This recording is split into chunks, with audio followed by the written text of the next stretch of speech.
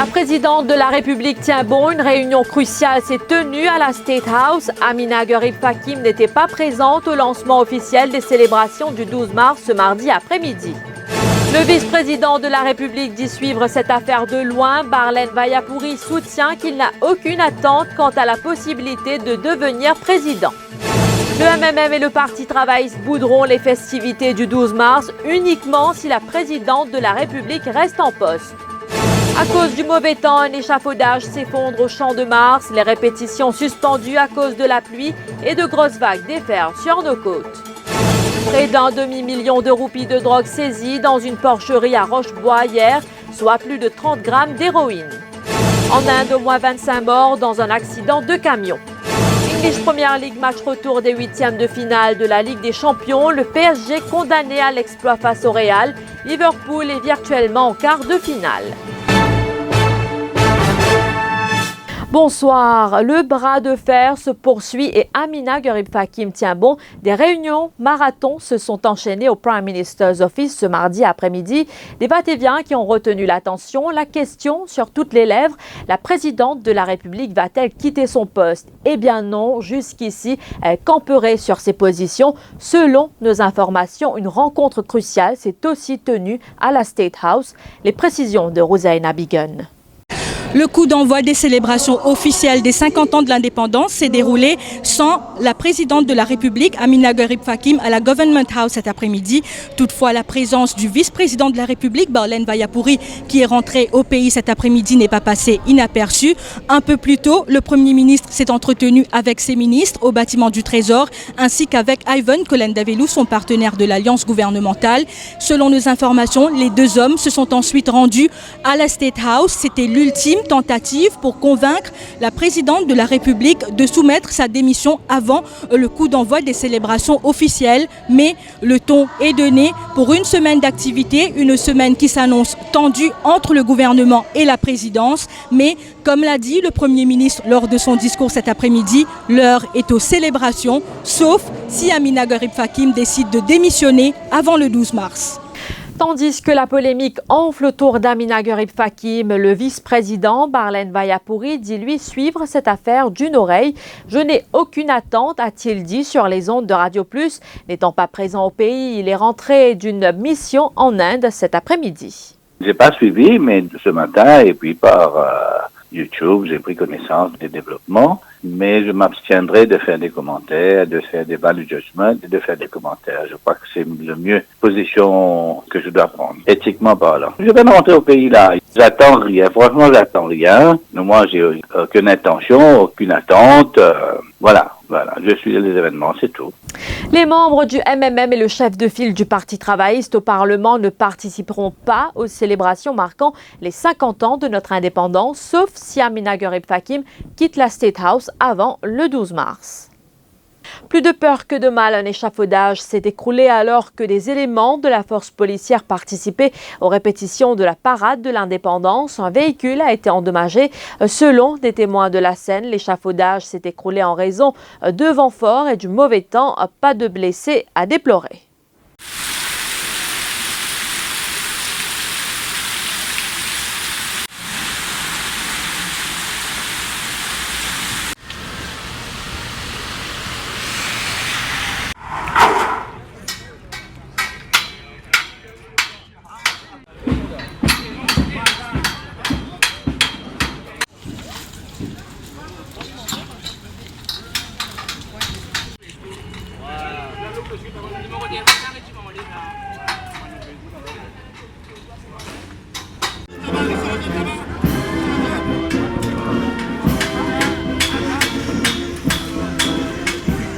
Et puis, à cause du mauvais temps, toujours les répétitions pour les célébrations du 12 mars ont dû être suspendues.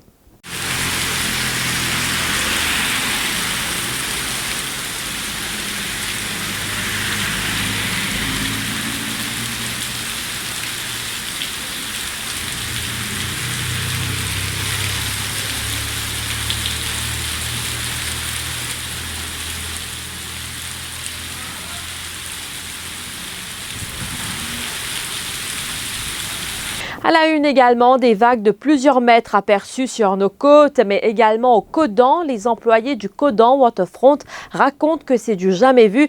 Des vagues se sont écrasées sur le parking du Codan et à proximité de l'hôtel La Bourdonnais. Ce sont les images rapportées par Kavina Ramparsad.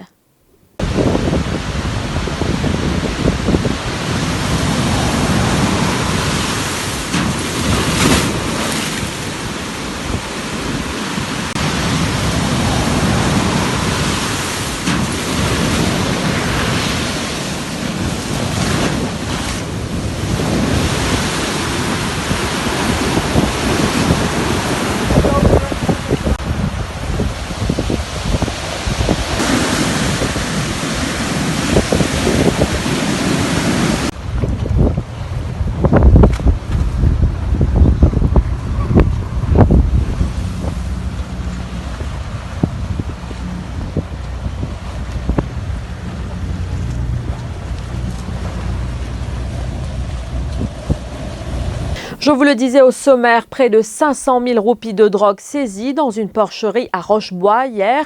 Plus de 30 grammes d'héroïne ont été retrouvés sur place. 2 personnes ont été arrêtées, parmi Kersley Farla, 34 ans, et Faxon Andre, 49 ans. Sur place, des équipements liés à la vente de drogue ont été retrouvés. Également saisis 8 ordinateurs portables, 4 tablettes et 13 téléphones portables, entre autres, ont été saisis. Le couperet est tombé ce mardi en cour d'assises. Yannick Mohamed Akbar Ali écope à 35 ans de prison.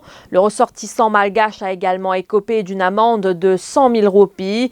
La sentence a été prononcée par la juge Shamim Ahmed Lelou. Le malgache était accusé d'importation de drogue. Il avait été arrêté le 21 février 2014 à l'aéroport de Plaisance avec environ 2 kilos d'héroïne dissimulée dans sa valise. À l'étranger, au moins 25 personnes, principalement des femmes et des enfants, ont péri ce mardi dans l'ouest de l'Inde dans l'accident d'un camion transportant les invités d'un mariage. Les passagers se rendaient à un mariage, mais le jour de la fête a tourné au drame. Alors qu'ils roulaient sur un pont de l'État du Gujarat, leur camion est passé par-dessus bord et s'est écrasé 8 mètres plus bas dans le lit d'une rivière asséchée. À bord, ils étaient environ 60 personnes selon la police.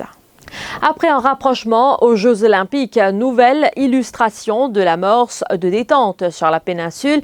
Le leader nord-coréen Kim Jong-un a reçu les émissaires du président sud-coréen. Cette visite chaleureuse a été enrichie de discussions fructueuses puisque les deux Corées sont convenues de tenir un sommet à leurs frontières fin avril.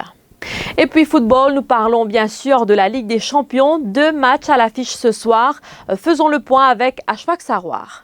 Bonsoir, les 8e de finale retour de la Ligue des Champions débutent ce soir avec le choc Paris Saint-Germain-Real Madrid à 23h45.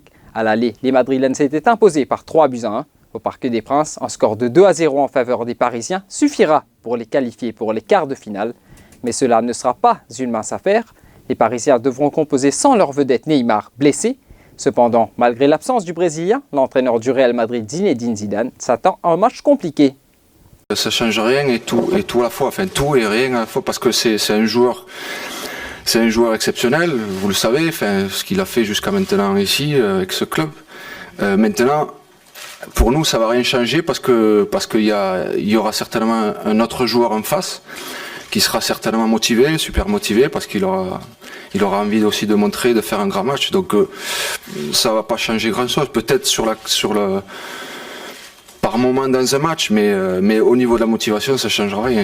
Il y aura une équipe en face parce que c'est une grande équipe, Paris, avec de très grands joueurs. Et il y aura de toute façon une équipe très compétitive. Dans le camp des Parisiens, Dani Alves connaît bien le Real Madrid pour avoir côtoyé les Merengues en Liga alors qu'il évoluait au FC Barcelone. Pour le défenseur brésilien, même sans Neymar, le Paris Saint-Germain est encore fort. Alors on a toujours 2 options. S'asseoir et pleurer, ou alors se lever et faire ce qu'on a à faire. C'est sûr que avec Neymar, le PSG est beaucoup plus fort. Et sans Ney, il est encore fort parce qu'il y a d'autres joueurs.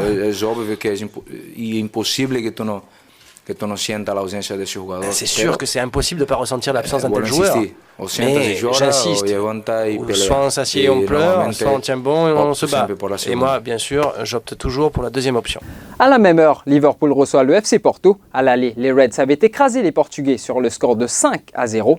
Samedi, Liverpool affrontera Manchester United lors du choc de la 30e journée de Première Ligue. Cependant, l'entraîneur des Reds, Jürgen Klopp, ne compte pas faire de grosses rotations au sein de son effectif.